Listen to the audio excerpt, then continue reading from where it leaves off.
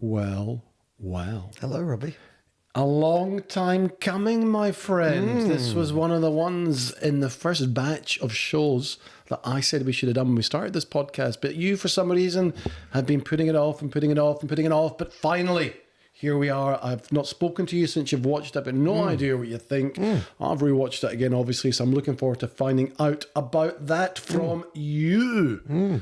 But first of all, what's been happening? How's your week? What's going on? Well, I've noticed that you do pick a lot of these films that are, they're not Moneyball. They're not, wholesome films. They're always gangster related. Is there anything you want to tell us? Yeah, I'd like to be a gangster. No, but you like that way of life. Sex, drugs, rock and roll, the rougher side of life. I do. I'm more wholesome. I've had a much more wholesome upbringing, I get the sense. Yeah. Because every time we peel a layer back from you, there's always a little bit...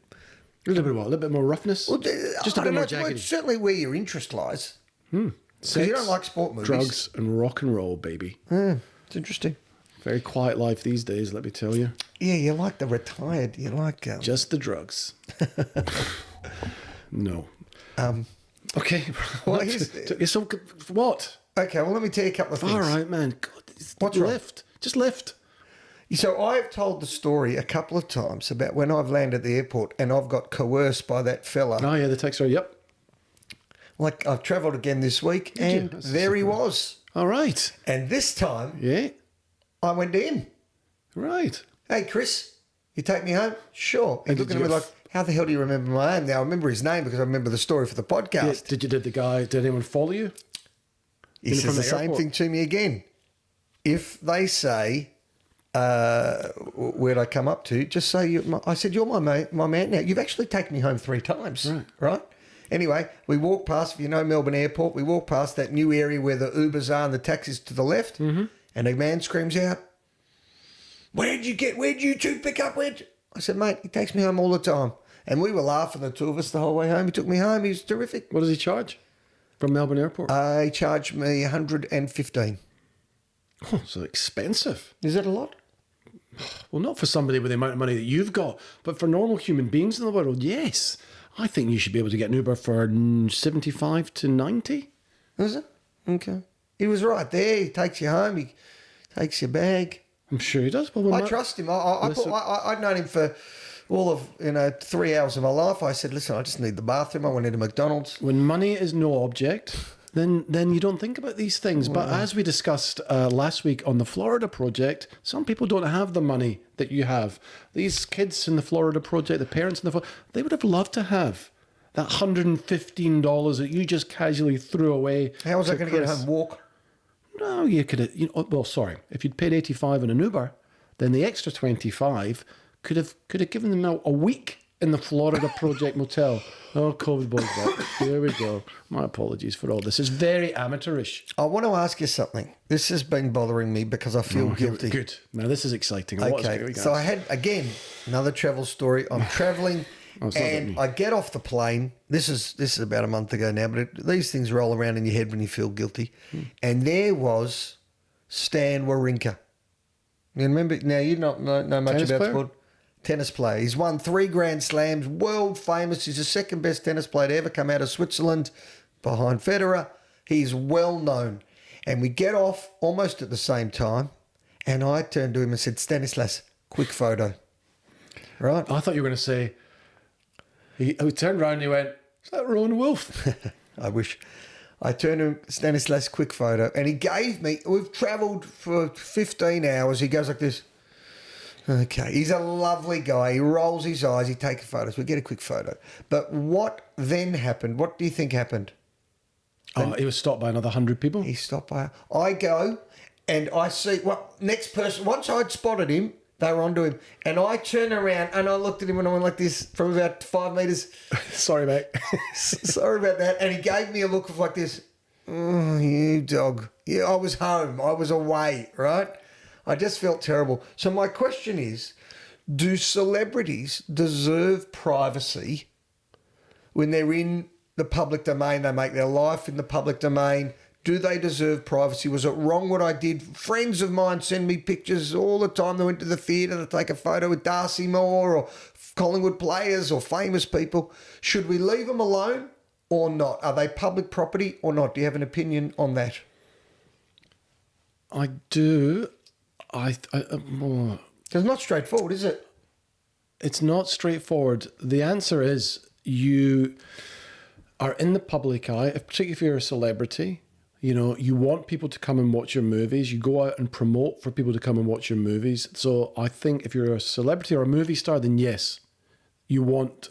It's part of the job. You got to give back. But if you're a sports person, yes, and it's your job, you suppose if you didn't have anybody watching, and you would still play, and you would still get paid if you won the tournament. But there wouldn't be sponsors, right? Well, there wouldn't be sponsors, but you would still, with the customer. But you still wouldn't play. So maybe it's slightly different for sports people, but ultimately you're entertaining people. So yes, I do think you actually are public property to an extent. Now, it depends on the country you're in as well. Whereas in America and probably the UK, you know, you're just fodder, right? Nobody cares. Disrespectful, horrible.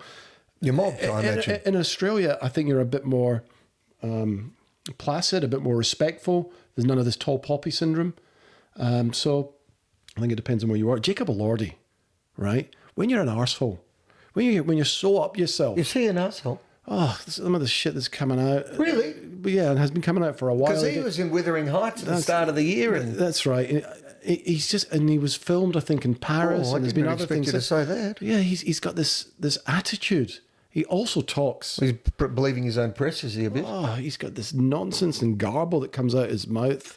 He talks about it. So I talk to my dog. My dog makes me feel like I'm in the zone, and it's just a bit of.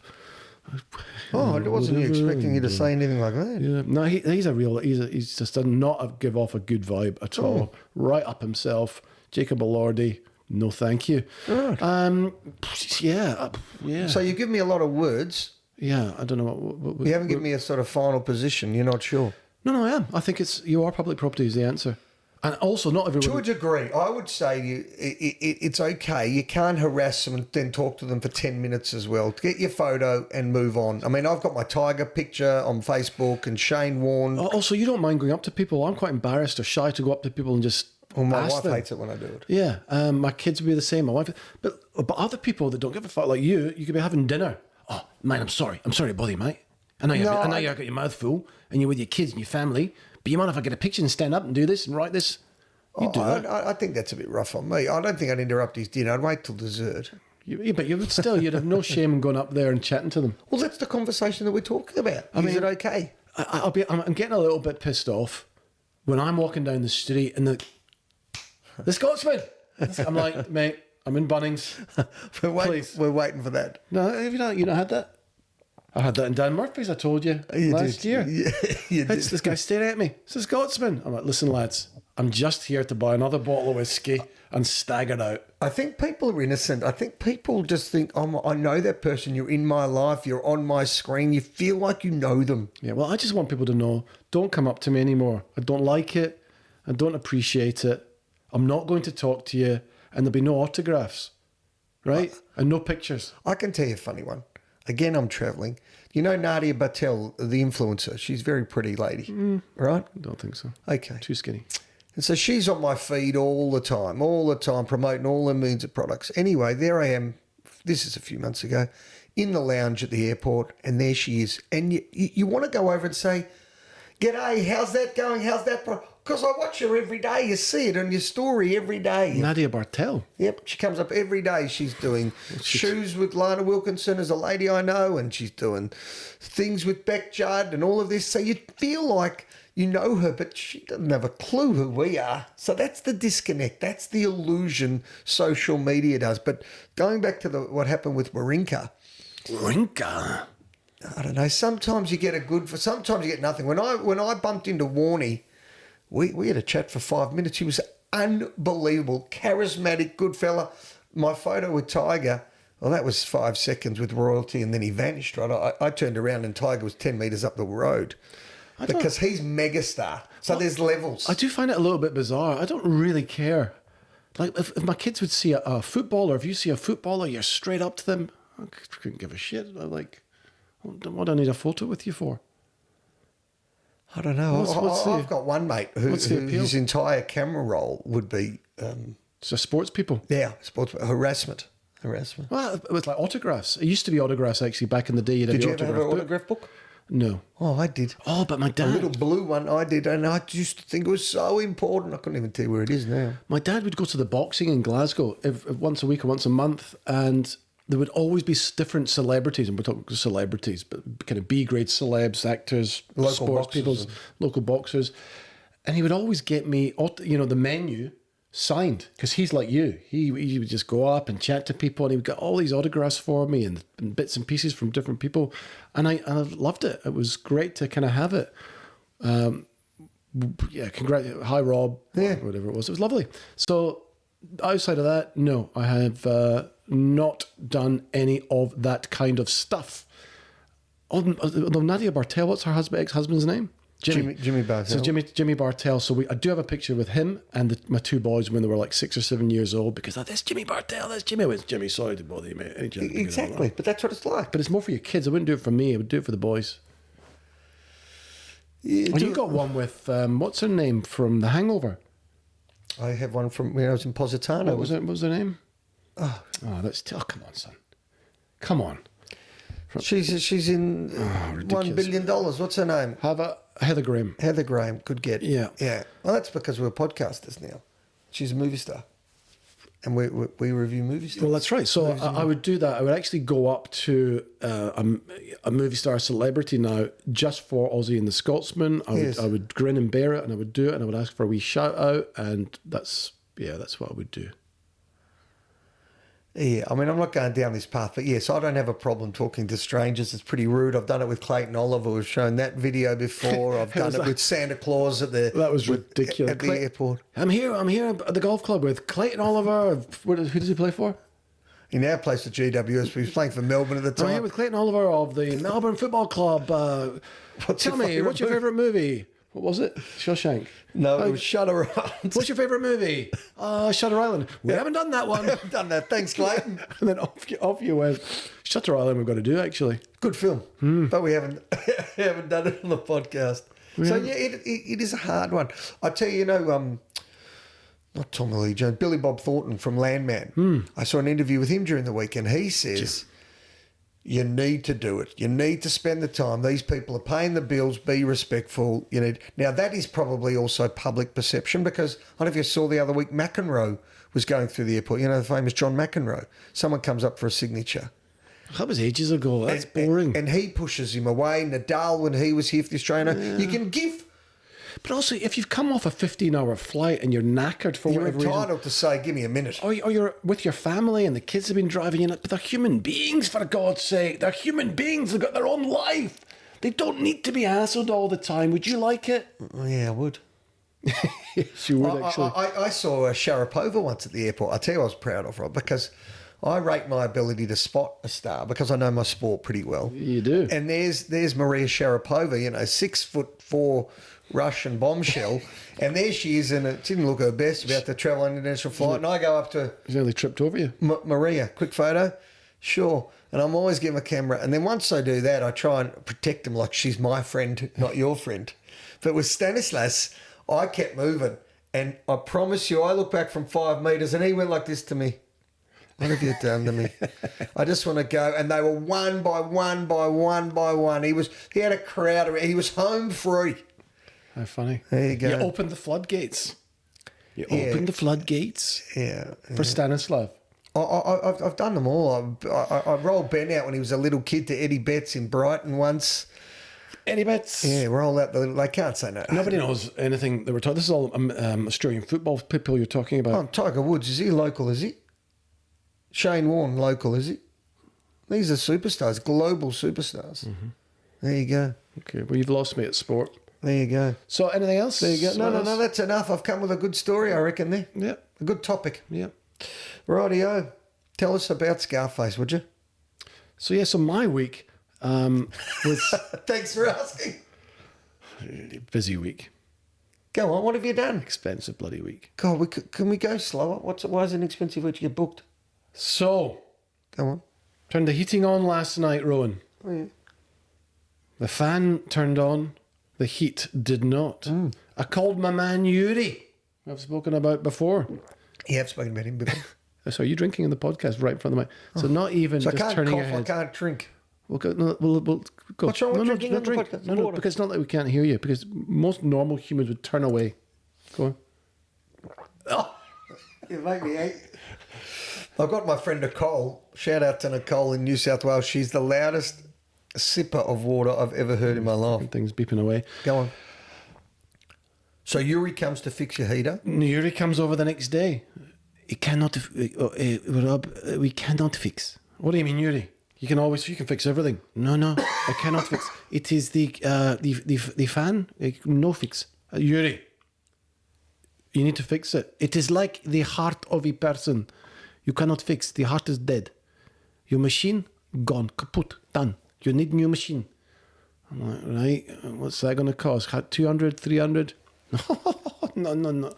What are we talking? 5, 10, 15, 20 grand? No, it won't be 20, won't be. I'm like, what? I'm generally had a fucking heart attack. Go on. I've got the cooling. The cooling part of it works, but the heating doesn't. But because it's a combined unit, you need to replace the two. Can't you keep it and just use it as cooling and put a new heating on it? Oh, well, I should have asked that. That's a good idea. There you go. Of course you can't. Otherwise, they would do that. No, it's a whole thing. It's right. It's a massive, I thought I really gave you a good one then. massive job, and it's just. So what sort of number are we talking about? Make me laugh. Make me smile. I don't know. He hasn't given me the quote yet. Don't worry. I'll find you a number. I take the pictures. I come You back think to it'll be you. north of 10? North of 10. Really? Yeah. I don't know. It's 20 years old, this unit. That's why you wanted to save the $25 on the Uber. You're battling. Holy shit. I'm battling. I don't have that money to spend on a fucking heating thing. Well, we're in the middle Which of is winter time. why We're in the middle of winter. I'm buttering you. You look great, by the way. What's that? You look fantastic. No, my skin's a bit off this No, one. I think you look amazing. Oh, and I'm working hard. You look good. Can I borrow 10 grand? Sure. Yeah. You're as nice to me as that. I'll give you 20. Can I have 20 grand? You're not that nice. Right. Well, you did offer it. Okay. Well, that's my unfortunate news. I will obviously. Okay, so you need to circle back. I will Right? circle back in the heating. Oh, it's to know. horrible. I actually put it out of my mind for like 8 hours. We're in the while I middle of was winter, sleeping. mate. We're in the middle of winter. It's getting cold for sure. Oh boy, it's horrible when that happens. And I knew it was coming. I tell you what, I've had a hot water unit, like a storage tank, when we first bought the house 20 years ago. The storage tank is from like 1950. It still works. I shouldn't say that. Still works perfectly. Touch wood. It has got, that tank has sat at the back of my house through 2 renovations. Jesus. We've built around it, not moved it. Is that because it's a particular brand or you spend a lot of money It's the a first time? It's a Vulcan. No, I never paid for it. When we bought this house, Plug for Vulcan. 20 years ago. We're open to sponsors, Vulcan. It was sitting there. So the previous owners who built this house, actually, the studio would have put that in. So the heating and cooling's gone. I'm sure the hot water's about to go. I reckon there's a 15-year limit. That's what I tell my wife. So with my house, everything starts to break at about 15-year mark. Well, it's the old story. Everything lasts 5 years. They're designed to last 5 years. Are All they? the new stuff, 15, 20 years. Washing machines, dryers, except the old 1940s, 1950s stuff, which lasts you forever. And they never die. Like an old car, old Ford. It's funny you say that. I read a thing during the week which is almost the opposite. You know Pfizer, the company? Yeah, the drug company. The drug company. And Bill Gates came out during the week and said, congratulations to Pfizer. You've just made another $100 billion and you've never cured one disease, because they don't want to cure diseases. They want the diseases to continue, so people need to continue to buy ongoing medicine. If they cure them... Of course, it's not good for the shareholders. It's not good for the shareholders. But it's right. And yours is the reverse. Build things for 5 years so they're going to replicate it, right? There's no use making the everlasting gobstopper, right? To use what Wonka did. You'd never need another lolly. You'd sell it once for $2. Remember the old everlasting gobstopper? Sure. Right. Well, there was never such a thing. There wasn't. For that very reason, because one, it's a fantasy show, but second, besides the fact there's no Willy Wonka, it would be there now. But second, if they made something that you'd never need again, you'd sell it once. You'd have to sell it for $20 million. $20 million. Okay. Well, that was a great segue, by the way, about the drug company. There you go. There you go. Look at that. I like to think it was deliberate. So Scarface, a Brian De Palma film. You know, are you going to lead us in now? Go. You know what he did? No, You know this is your segment. Carrie. All right. Which we haven't watched, but we will watch, by Stephen King. Go. The Untouchables, you seem to have forgotten. He did that one. Mission Impossible. The Untouchables or the Intouchables? The Untouchables. My In the 80s. Untouchables? Yeah. Scarface, the same director as... Yeah. Really? He carries a knife, you carry a gun. I didn't know that. No, he's done a few more, obviously. Very good director. Okay, go. Give us a proper lead-in, please. Scarface, directed by Brian De Palma and written by Oliver Stone. I got that. The film stars Al Pacino as Cuban refugee Tony Montana, alongside Michelle Pfeiffer as Elvira Hancock and Stephen Bauer as his loyal friend and partner in crime, Manny Ribera. After arriving in Miami during the Mariel boatlift, Tony Excuse me. Did you mute me? You better mute me. I'm coughing. I can mute you permanently. No, you That's what can't I'm do going to that. Scarface you. You can't. It's not the Scotsman and the Scotsman. After arriving in Miami, Rowan, during the Mariel boatlift, Tony claws his way up from dishwasher to major cocaine kingpin through ambition and ruthless violence. Backed by Manny, he takes over the operation of drug boss Frank Lopez and marries Elvira, building an empire fueled by excess, paranoia, and ego. As Tony's power grows, so does his instability. His addiction, distrust, and refusal to compromise destroys his relationships, including with Manny, and ultimately lead to a violent, operatic downfall that seals his fate as one of cinema's most iconic, tragic gangsters. I've got shivers because this is the first time you've watched Scarface. You've never seen it before. What did you think? Ready? Yes. I absolutely loved it. Yay! Loved it. Hey! Oh, I need the tissues. I've been Actually. looking forward to this podcast. You know, Really? I've said before, Casino and Goodfellas. I force myself. Goodfellas was, I prefer Casino, but this trumps all of them. Oh my God, I am welling up. All of them. Scarface.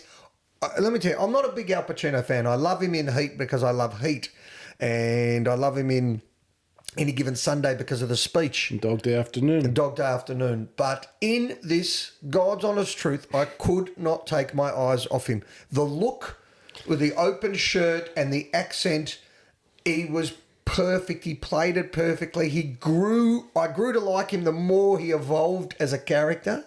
It's like a business, right? These corporate enterprises or these criminal enterprises, like you said, he moved up from the dishwasher to the CEO, right? And he wasn't just violent. He was bright and he had an awareness of people. He could connect with people. He was honest and truthful and loyal to his people. But at the same time, a brutal animal. And then paranoia takes over and he chased and he wanted what he wanted. He wanted Michelle Pfeiffer and all. I loved it. I loved it. I loved it. I really loved it.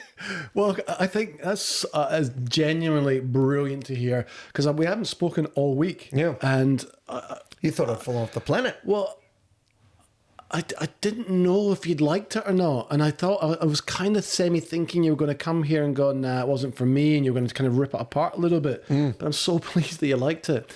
He is a fantastic character. And the film was actually slated when it first came out as well. It was not received well. He hasn't won anything. Didn't win anything. I know. It was not received well at all. It's become, really iconic since then. His twitch of his twang of his voice was perfect.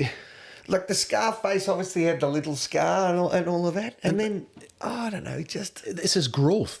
From when you see him being interrogated at the start, he's kind of laid back, I'm a political refugee. Yeah. And then he grows from that. And then the shootout in the bath, and then the arms getting cut off, and his friend, and he thought he was going to get shot. He was loyal. Yes, he was not trustworthy, but he was loyal to a T until the cocaine took over his brain. Well, the business, that's what ends up happening. Just on the cast before, there's lots to get through, right?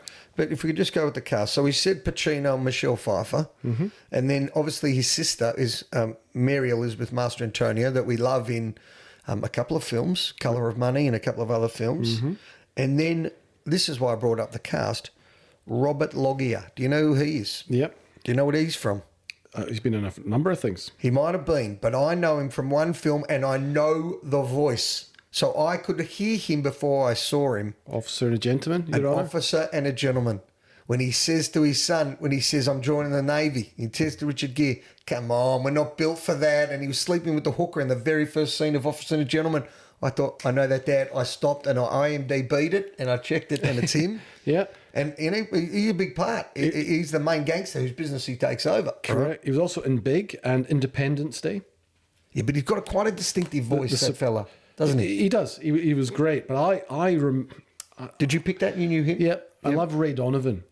And the Al Pacino's sidekick, who is called Stephen Bauer. The actual name is Stephen Bauer. He played Manny Ribera. He began his career on a show called Kipasa, but he was also played Avi Rudin in Ray Donovan, is what I was trying to get out there, from 2013 to 2017. So that is who he is. Is Ray Donovan the one that owned the theatre in Rocket Man? He's in everything. Is that who we're talking about? Is that Ray Donovan? No? Say that again? You know, in the movie Rocket Man, the Elton John film, and then he goes... Liev Schreiber plays Ray Donovan in the TV show. Oh, no, I've got another... Oh, dear. Where were we going there? Cough away. That's all right. I'm going to just quickly look up... I'm sorry I interrupted you for that one. I should have let you flow. Hey, no, I'm just going to quickly look something. You talk for a second. Well, I mean, I've seen this a few times, Scarface. It's fantastic. If you haven't seen it, you've definitely got to watch it. And... You're not winding it up already, it's the rise and fall of this character. And the way he does it, when he marries Michelle Pfeiffer, so when Michelle Pfeiffer, we first see her come in at the top of the stairs, and Al Pacino is now chatting with the head guy that we've talked about, and he sees Michelle at the top of the stairs, and he's just kind of in that laconic, laid back state, and he just looks at her, and his acting and the way that he looks at her is unbelievable. There's just this stare, his mouth, his jaw's kind of dropped, and he knows in his head, a little bit like De Niro in Casino. Tate Donovan. Who did you say? Oh, God. Tate Donovan is the one I was referring to. Was it, Rowan? What was Tate Donovan in? The Rocket Man. Mm-hmm. Anyway, go. So that's not Ray Donovan, the fictional Tate. the fictional TV character. Correct. So Michelle, beautiful woman. She looked gorgeous, didn't she? With her back, and they did it. And I love the way that Tony's always laid back with his arms. He just doesn't like that with the shirt out. He looked cool. What do you mean? Yeah, confidence, swagger, brilliantly played. But when they go to that other drug dealer, he started to grow. Obviously, okay. So let's just go through a couple of them if we can. You take it away because yeah. Okay, so.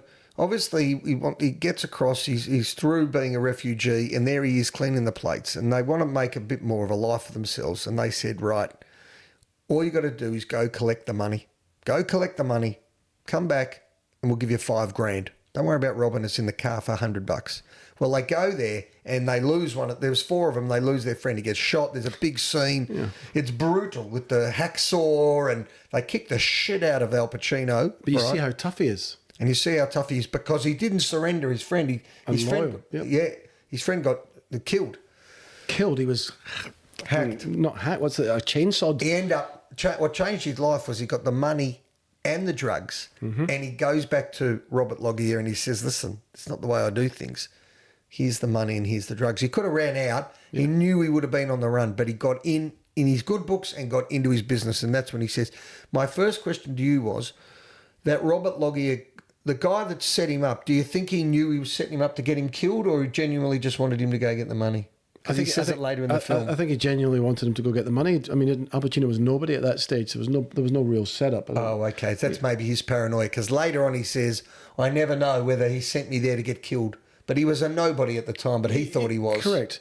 And after that happened, and he went back to see Robert Loggia, he would have had aspirations to get into his position. Actually, no, he didn't have aspirations to become the head. He was prepared, and he says this, actually, I was prepared to be loyal to you, and I was loyal to you. Correct. Until you double-cross me. And at that point... When did he double-cross him? When he calls him a cockroach later on. Remember, he goes down to meet the main cocaine guy. Yeah, well, that's a great scene, because they're trying to broker a deal. And the henchman... He's a bit of a baboon. He can't really broker a deal. And that's when he leans across and he says, why don't we do it for this? Why don't you go get it from Philadelphia or wherever it was? It was another part. I've never been there. And he goes, and they have this argument, and they go inside, take a phone call. He says, listen, I'm brokering a deal. We need to go talk to them. We don't need to talk to the boss. Yeah. I can broker a deal. And that's when they get him.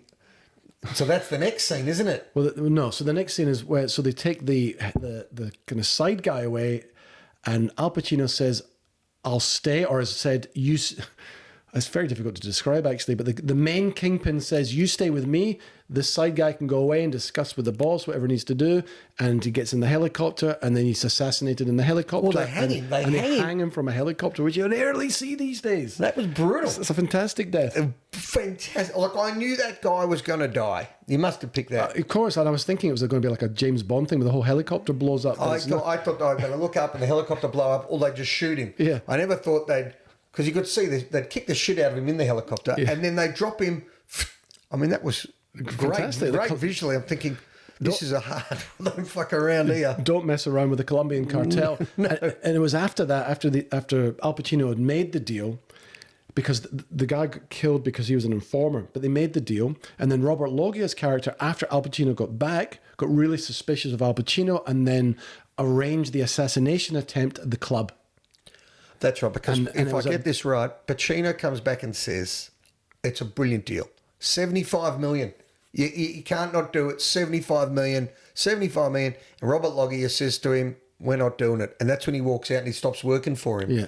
And then it goes to the club. Go, take it from the club. He's sitting there in the club, and the assassination attempt. He's sitting there in the club getting drunker and drunker and more stoned, and an assassination attempt happens, and he lives, and at that point he realizes it's Robert Loggia that has set it up, and he goes back to Robert Loggia, and he essentially kills him and then takes over. No, he won't kill him. Gets his friend to do it. Right. I'm not going to kill you. You kill him. He kills it. We had a great line. A man who ain't got his word is a cockroach. And he goes, "You are a cockroach." But also what I liked in that particular scene, we are going to this into some detail, but this movie deserves it. He gets Robert Loggia killed. He kills the other guy. The two that had... Oh, right? And the bodyguard. And then the bodyguard is shitting himself. Robert Loggia's bodyguard shitting himself. And he'd done nothing wrong. And so he hadn't upset Al Pacino. So he turns, he says, "Hey, you want to work for me? You want to work for me? Call me Monday." Right? Yeah. And that's what he was like. That's what I call honour amongst thieves, right? Well, that's exactly it. That's what it was. He wasn't just out just spraying bullets and killing anyone, and there was no logic to it. At that point. Oh, sorry, yes, okay, at that point. And then he goes a bit more paranoid. But what was interesting as well was when he does get out of jail at the start of the movie, and we haven't really touched on this, the relationship between his sister and mother. So he hasn't seen either of them for about 5 or 6 years. And he arrives at the mother's house, and the sister lives there as well. And the mother was not happy to see Al Pacino. Sister, delighted. Let's talk about that. Well, the mother knew what he was like. The mother knew where'd you get the money from, where'd you get the suit from, where'd you get, You're nothing but trouble. You're trouble. I don't want you. Mary Elizabeth says later when she's at the club and she looked great with the big buffy 70s hairdo, I'm 20 years of age, right? Which means that when she'd seen him earlier... Yeah, she was 14. Yeah, but she looked a lot older than that. She did. Didn't she? I don't know if she was perfectly cast. Not sure, but did you think? I mean, spoiler alerts, and hopefully you'll have watched it beforehand. But did you think that she was going to die in the movie? I think she's going to die. There was one weird scene. Well, but she starts. Answer my question. When Al Pacino first goes back to the house, sees the mother, right, who says, it's all set up really well, and you can pick it a mile away, actually, I think, because he goes back into the apartment, wants to give money, mother says, no, we don't want to see you again, you're bad news, stay away from your sister, but the sister is so pleased to see him, you go, hang on, this movie's going to take a turn. The sister's so lovely, so pleased to see him, the mother knows something bad is going to happen every time he's around, sister's dead. And sure enough, the sister dies. Yeah, well, you could It was also a little bit incestuous, apparently. There was a bit of an incestuous take on it.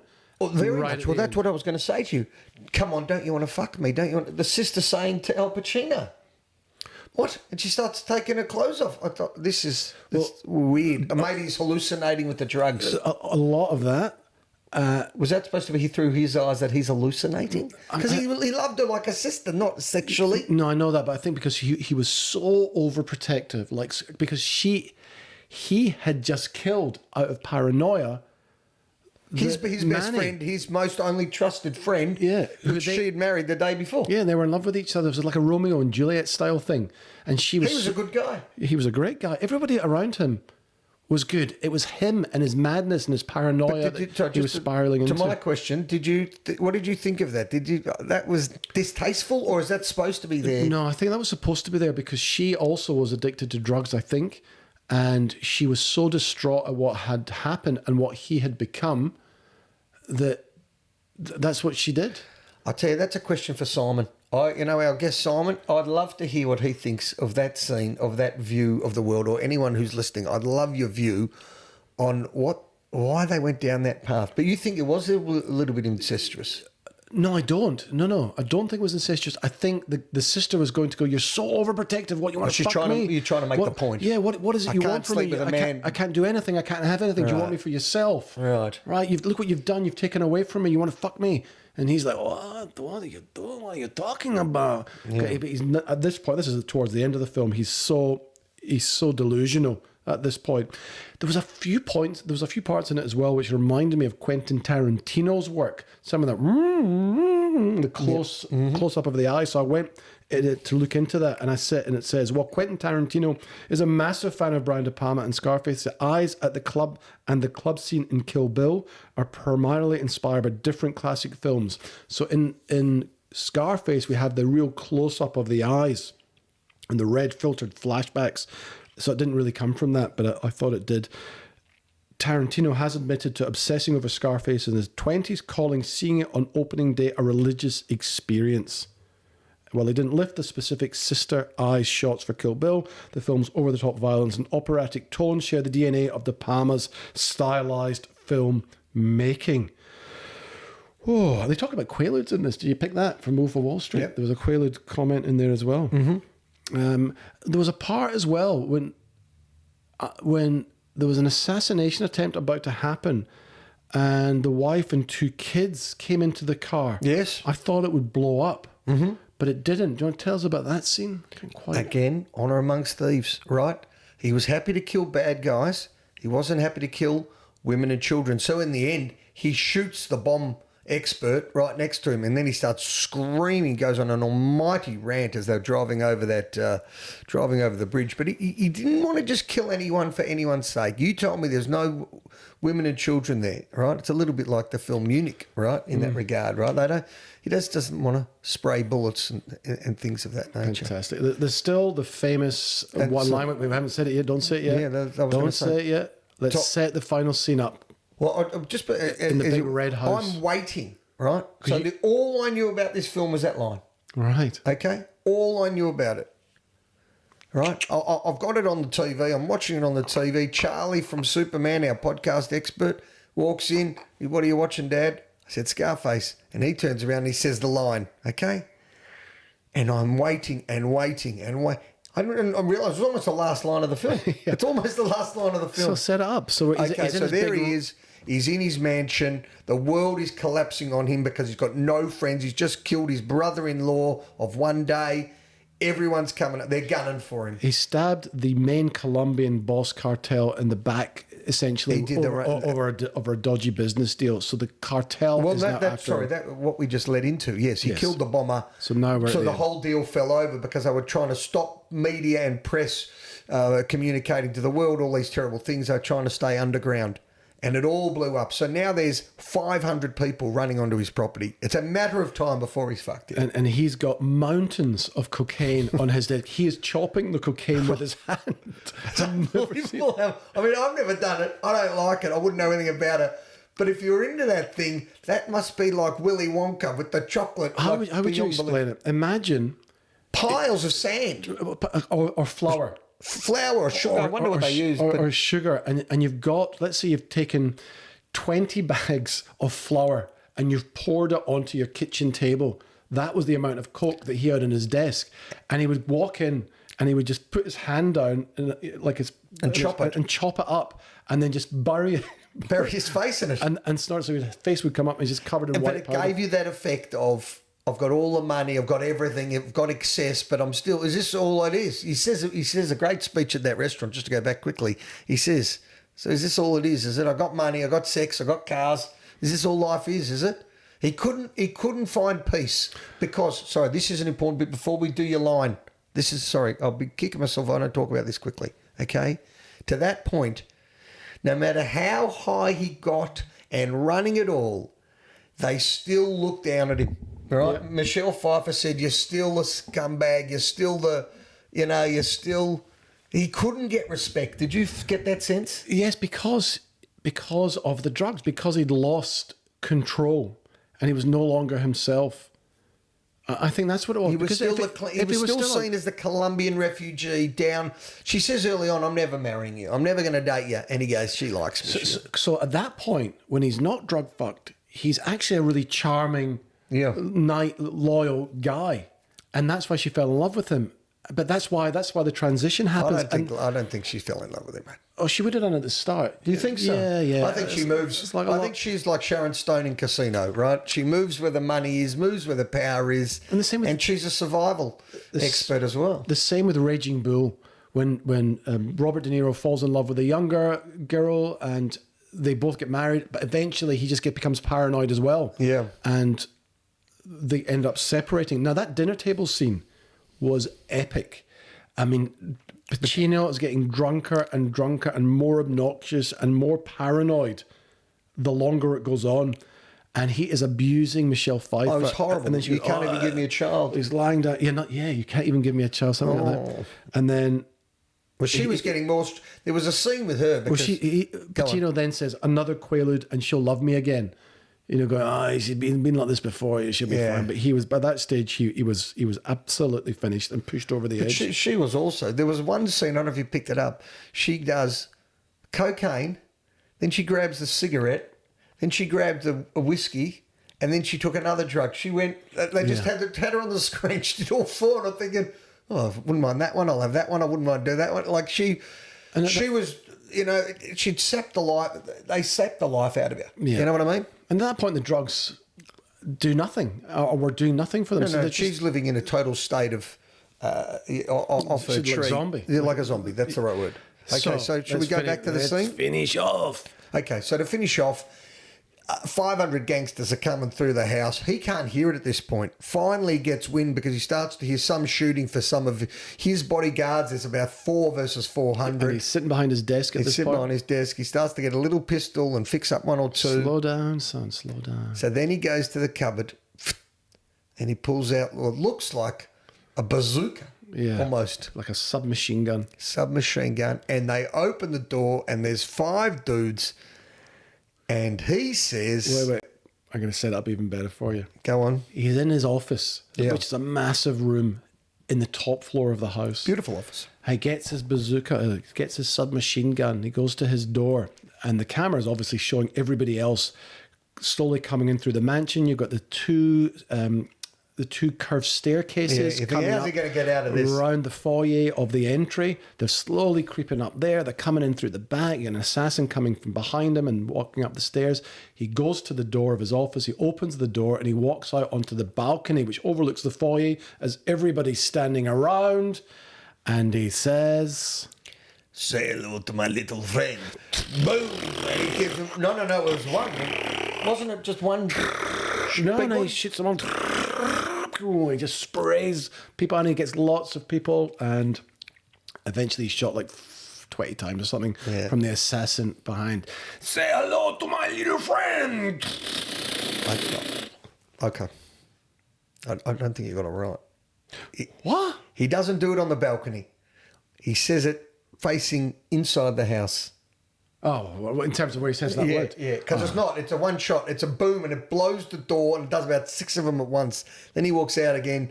Oh, I see. Okay, he's standing up. Anyway, but say hello to my little friend. Say hello to my little friend. It's up there with Taxi Driver with You Talking to Me. It is that good. Agreed. And for me, I loved him. I don't know what side of me it came out. I couldn't take my eyes off him. I nearly went out and started buying 5 shirts. Next time you see me on a Saturday night, I'm going to have the shirt down there. Tony Montana. I've actually been there in Miami. They've got a plaque on the wall. You know. I was going to say, been to Miami? Yeah. Oh, Miami's brilliant. Is it? Yeah. But it's exactly as it was shown. It's still like that to this day. they've got the plaque on the wall. Tony Montana, yeah, the Scarface was shot here, and the stairs are green. And that. So I think that's pretty. Is that cool. where Birdcage was? Birdcage in Miami. Yeah. Oh, I love it. Yeah, right. Okay. There you go. Well. That is the show. That is Scarface. I mean, not the show, but that is Scarface we've talked about. But it's not a diamond in the rough. That's credibility, right? It should be meat and 3 veg. Yeah, you should have watched this a year and a half ago, but you probably weren't ready for it then. I don't want to repeat myself. I don't particularly like Al Pacino. If we ever do our best 20 actors, and I think we have, haven't we? We've done our best actors.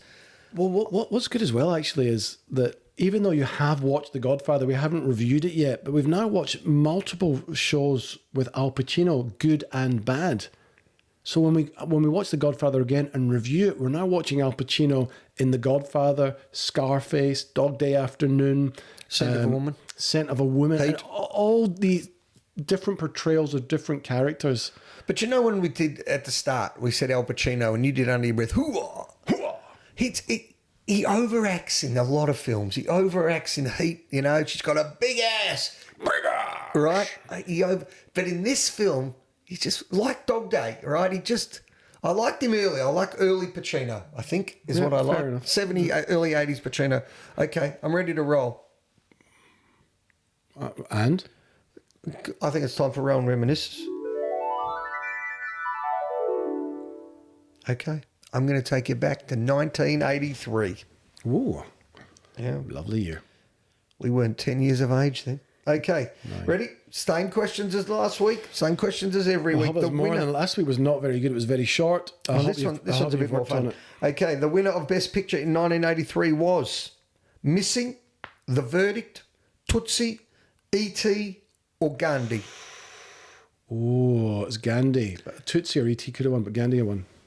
Gandhi, your strike rate's unbelievable. Gandhi, produced by the famous Richard Attenborough. Sir Richard Attenborough. There you go. Have you seen Gandhi? No. We'll do that one. Is it a good film? Oh, really great. You'll love it. You'll absolutely love it. Can we do that? Okay. Here we go. Winner of Best Actor in 1983 was Peter O'Toole, My Favourite Year, Robert Duvall, Tender Mercies, Michael Caine, Educating Reader, Tom Conti, Reuben, Robert Duvall, Tender Mercies. The winner was... Sir Ben Kingsley. Who? Sir Ben Kingsley. He wasn't even nominated. Are you sure? I just read him the nominations. I can tell you. Did Dustin win for Tootsie? Well, Robbie, I've asked the question. It's your job to answer. I actually wasn't listening. I was just I don't know. Well, read them again very quickly. Peter O'Toole, Robert Duvall, Michael Caine, Tom Conti, Robert Duvall. Robert Duvall, Tender Mercies. Fuck, man. I was going to say Robert Duvall. Next one. I haven't seen Tender Mercies, and I'd like to watch that now that you said that. Okay. But I thought, what did Ben Kingsley win then? Maybe he won the BAFTA. He must have won the BAFTA. Well, he's not in this. He's not even nominated, mate. Not in the Oscars, but I think he definitely won a BAFTA. He won something. He was fantastic. The movie won ready? loads. This is an interesting trivia point. See if you pick it up. The winner of Best Actress in 1983 was Meryl Streep in Silkwood, Shirley MacLaine, Terms of Endearment, Julia Waters, Educating Reader, Deborah Winger, Terms of Endearment. I think Shirley won that, didn't she? And the winner was Shirley MacLaine. Because we've done Terms of Endearment with Correct. Jack Nicholson. But now, did you pick up the funny bit here? You can have one Best Actress and you can have 20 supporting. From the same film, I read out 2 ladies. Mm-hmm. Have you ever heard of that? Yeah. How can you have 2 leading ladies? Because there were 2 supporting. No, one's the leader and one's the supporting. So Shirley MacLaine and who else was it? Deborah Winger. Well, they both had top billing because they were both equal screen time. I know, but okay, maybe. But in my time, I've never heard of a movie not having Best Actress and Best Supporting Actress. There you go. So there you go. We talked about that in Terms of Endearment, I'm pretty sure. Yeah, we would have done. Okay, ready? Here's some good trivia. I think it's good trivia for you. I don't want trivia. I want Rowan Reminiscences. It's important. There's a distinguished. Cheers started in who's your favourite? Have you asked me this many times? I've got my favourite. Easy for me. That's a good one. Probably the Doc, Fraser Crane. Oh, right. Not Norm, the big fatty at the end of the bar. I love Norm. I'm going to leave that one and there. Did you like the Ted Danson I like years of Cheers, or the more Woody years? I like the Woody years, and I liked what's her name, Kirstie Alley. Kirstie Alley more than she was who was gorgeous. the blonde lady in it? Can't remember her name, but she was her. great as well. And Rita Perlman. Yeah, married to Danny. Correct. There you go. Taken away in the world today takes everything you got. Have you been there? Have you been to Boston? I have driven past it. You've driven past Boston or the Cheers bar? Hard to drive past Boston, but I've driven past. It was a bus. It was a tour bus. So I think we were there for a day or two. Let me tell you, it's the greatest hope. You land in Boston, and before you're through customs, they're flogging T-shirts and bars and cheers. It's the only thing they've ever got, right? Them, the Red Sox. And then my wife and I, this is in '96. Apologies to our Bostonites for that comment. We're going to lose our 4 Boston listeners. We go to the Cheers bar, and all it is the door. Yeah, and the steps down. And the steps. Yeah. Not even the real steps. Did you actually get out and go there? Yeah, we went. And the bar is just another bar. You have fried chicken and chips and all that shit. But but it wasn't the bar. No, it's not. It's just the door. It's not the set. They should have made it. But they're flogging it everywhere. The Boston Common. Making your way in the world today takes everything you got. One of the best starts of any show, that song, isn't it? Cabbage Patch Kids. Remember the... Oh, yes. Hopefully you didn't have one, or maybe you did. You look like a Cabbage Patch Kid. I did. Not anymore. You're supposed to say, yes, I agree. Well, how much are we up to? 10,000, 15,000, 20 grand? 25, you said yes. $25,000. Did you ever play Pac-Man as a kid? Of course. You didn't before 1983. Yum, yum, yum, yum, yum. Yeah. Jump. Great tune. Great on the arcade machines. Jump, jump, jump, jump, jump. Were you any good with the Rubik's Cube? We've talked about this as well before. Yeah. Carl, you've got to come up with new stuff. Take the stickers off. Okay, ready for this one? We're talking about the Rubik's Cube, heating the stickers up, taking them off, pulling the bits apart, working it out. There is actually, I was at one stage understanding. Can you turn your phone off? I can't, because I'm about to use it. I'm about to use it. Ready? In the America's Cup in 1983. Yes, we know. We know that one. This song, Men at Work, came out. Their famous song, "We Come From a Land Down Under." Remember that? Great tune. Should be the Australian national anthem. And then this song came out in 1983, which I absolutely... If you don't smile during this song, you're a sad individual. This one? Do you remember this song? No, don't sing over the top of it. In 1983, this song hit our airwaves, and the chorus went like this.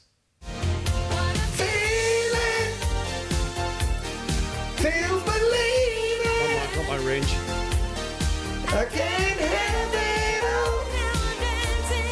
It's a bit of the Trump. Oh, great.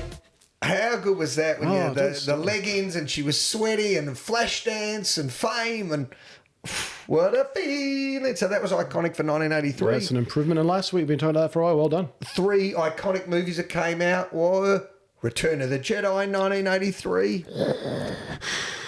Look. Frozen Orange Juice, Trading Places, Eddie Murphy, Dan Aykroyd, if you remember, they're going to trade frozen orange juice, and Tom Cruise caught the egg with Rebecca De Mornay in Risky Business, was 1983. Very good, love that. Some good films, so I just wanted to take us down memory lane for Rowan Reminiscences. That's it. An improvement. Oh, that's harsh. I like my little segment of giving a few little other fun films. Last week was 6. I think it was 6, was it? It was. I'll give you a 7.5. Oh, and music. I had props. I know, but I want a playlist. I want you to. I got playlist. Well, but I don't know how to do. I tried to do Men at Work. The Men at Work's another huge song. I'm a very harsh marker, as you know. Oh, indeed. You know what we need now? Trivia time. Ain't nobody got time for that. We always get time for trivia, my friend. Gary Coleman never lets us down. I don't know if that is Gary Coleman, actually. Sounds like it. It may do. Okay. Well, this is awkward. And this has never happened before. Haven't prepared. I don't think I've got trivia. Bullshit. I'm telling you. Oh, how funny. That's too good. Oh, and I'm not recording. What? I'm not recording. Sorry? It's not recording. Why? What is going on? No, I'm kidding. We are recording. Holy shit. I was shit. just trying to distract because I actually have not done trivia. Are you serious? Yeah. What has happened? What's happened? Are you trying to take us in a new direction? So I made a mistake this week on social media, and Roblet had a lovely way of correcting me and not saying, as I do very aggressively. He just said, "Oh, you taking us in a new direction?" And I'm now trying to give you a few seconds to find some trivia. Did you forget? I've had... You're not going to get embarrassed and have a cry at the next show, are you? I think I was thrown by the amount of money I have to spend on my fucking heater. Oh, right. So you waited till last night, did you? Yeah. No, I didn't. I've actually Go back to the correspondent. If you ever want a low blow, what I just did was a low blow to your friend to say, go and have a cry like the correspondent. Look up the budget for me, please. Jesus, you're battling here. Wow. Okay. Here's some... I can't believe it. They've thrown the... I will dine out on this for a good while too. Well, because when one pick one mistake, I actually don't know what happened there. Maybe... You know what I think happened? No, I don't know. You've probably got into my thing and deleted it. Oh, yeah. Okay, here's some trivia. During the scene where Tony and Elvira are sitting in the Cadillac at the car dealership... You can't butcher Scarface trivia, please. Pacino slips on the hat that Michelle Pfeiffer was wearing while she was looking away, which was not scripted. When she turns back and sees him wearing it, her amused reaction was genuine. And to her credit, she stayed in character and ad-libbed a line. Brian De Palma decided to keep the unscripted exchange in the movie to show Elvira's gradual warming up to Montana. Budget for the film was $25 million and Scarface made $45 million. There you go. But no awards. No awards, didn't win anything. But to use your only line, cult classic. Cult classic. There you go. Now, we didn't even touch on the word yayo, which he uses for cocaine. So Tony Montana uses yayo as slang for cocaine. Al Pacino learned the word while learning the Cuban accent and ad-libbed it during the chainsaw scene. Brian De Palma liked it enough to keep using it throughout the film. Now, when Scarface was re-released in cinemas in 2003, the studio wanted Brian De Palma to...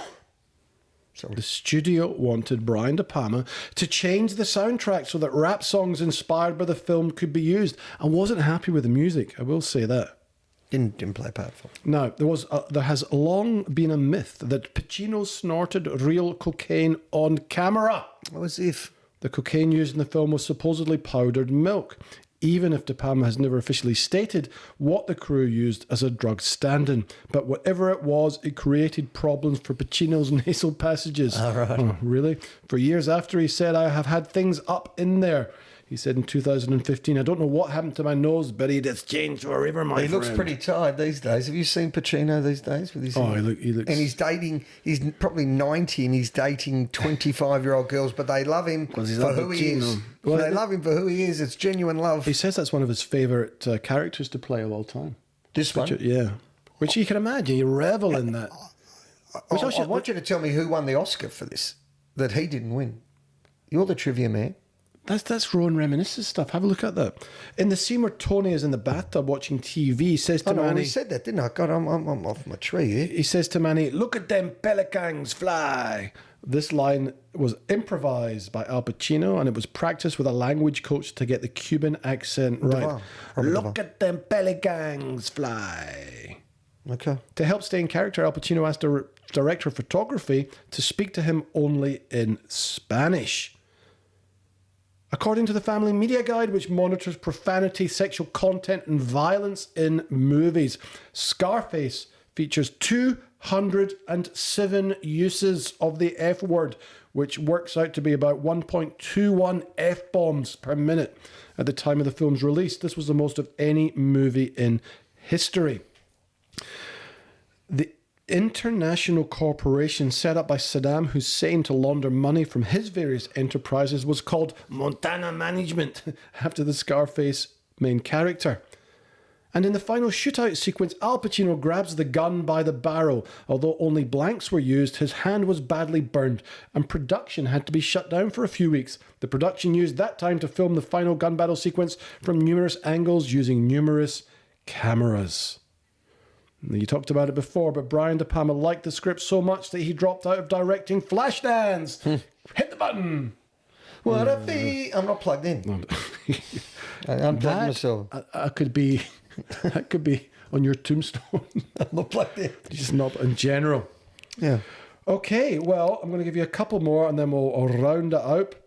Round it out, Al Pacino worked with experts in knife combat, trainers and boxer Roberto Duran to attain the body type that he wanted for the role. Duran also helped inspire the character, who had a certain line in him, according to Pacino. Stephen Bauer and a dialect coach helped him learn aspects of the Cuban Spanish language and pronunciation.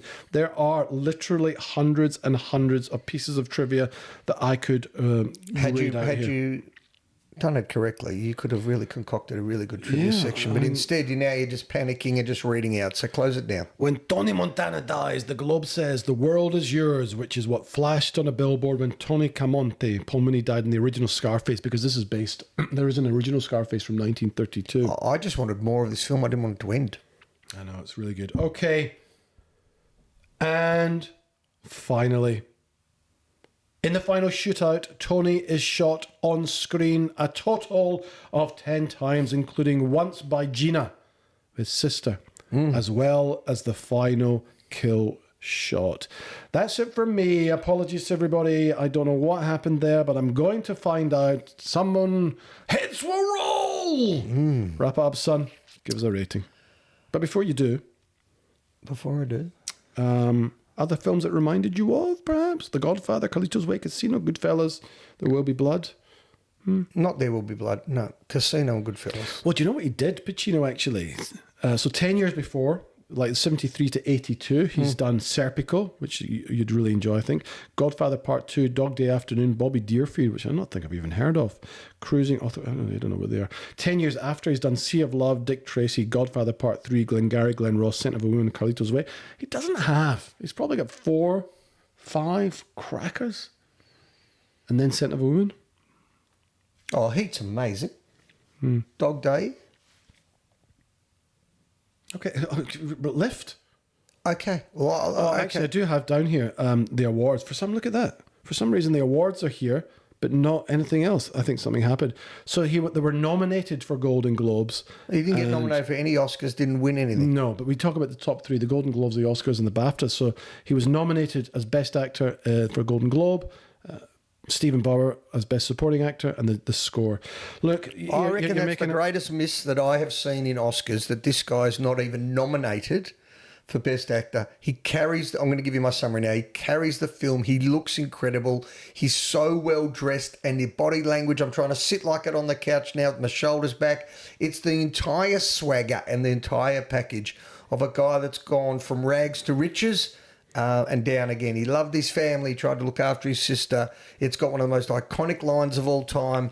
I loved everything about it. I don't do this very often, but Robbie, I reckon it's a 5 out of 5. Oh, can you believe it? I wish there was another one. I actually didn't want it to end. I didn't want it to end. I loved it. I loved it. Say no more. I don't think I can follow up with that. This is up there as one of the all-time classics, even though it wasn't received at the time as well as it should have been. A phenomenal performance by Al Pacino and the rest of the cast. Great directing. What an ending scene. What some great lines. It's a 4.9 out of 5 for me because the music bothered me in certain places. So say goodbye to my little friend. It's also, just to finish, it's your expectation. Because I don't like gangster movies, I came in and thought, Rob's giving me Scarface. It's like something I've avoided. I've avoided it, all right? And you think, oh, this will be rubbish. In the first 5 minutes, oh, what's going on here? God, he looks good, doesn't he? And you sort of sit up in your chair and you watch more. But when I go to see, I don't know, Rambo 4 and I'm already loving the first two, the expectation, like Indiana Jones, you go and watch the third Indy and it was just garbage because you're expecting the level of Raiders of the Lost Ark. So I had low expectations and it over-delivered. Great. Tenfold. I'm delighted you loved it. Tony Montana. Maybe you need to trust me a little bit more when I give you some I trust you with the trivia and you let me down, but we won't harp on that. Well, usually I could deliver an outstanding performance. I let myself down. I let the team down. I apologise. It will not happen again. Something must have happened. Give me your best line. Give me your best say hello to my little friend. Say hello to my little friend. Say hello to my little friend. But for now, say goodbye to your little friend. Say goodbye to my little friend. Thanks for listening. Until next time.